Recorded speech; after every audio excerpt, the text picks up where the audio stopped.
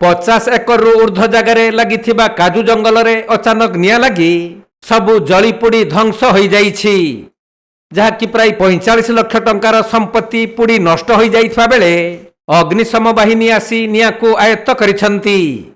एभली अभावनीय घटना घटिछि कटक जिला बांकी वैद्येश्वर थाना अंतर्गत नुआगां पंचायत खजुरी पदार कंकड़ा गाड़िया काजू जंगल रे। नुआकरी पंचायतर आर्थिक स्वच्छल और उन्नतीकरण पाई 5 वर्ष पूर्वे जॉब कार्डधारी सहयोग प्राय 45 लाख टंका खर्च करा जाई 52 एकर जगार लगा जाइथिला काजू गछ।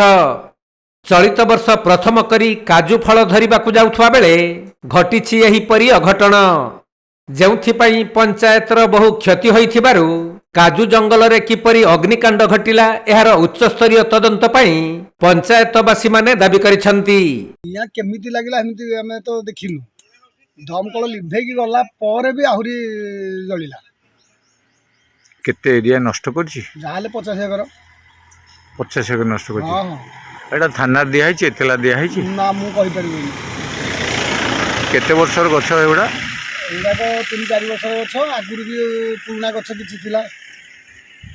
आउ काहाकू जणाई थिले गां लोक एडा किए लगै थिले किए लगै सेमते हम कहि परिबेनी। गछ किए लगै थिले गछ पंचायत तरफ लागिथिला।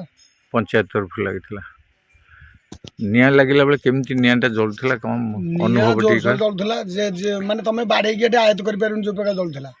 डाळ धरि की बाडे उथले लोक तुम जगी पाइलेनी पब्लिक डाळ धरि बाडे हां डाळ धरि गुरो छडुथले तापर दमकल आसिला लिभे गेला तापर लिभे की जिबा परे कोठी निया थिला फेर जळला।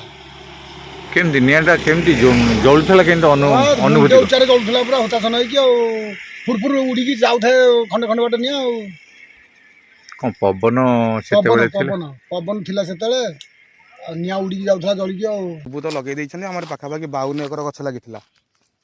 ए 52 एकर गछरु पाखापाखि 42 एकर पूरा संपूर्ण भाव जड़ी बुड़ी पाउंस हो जाइछि।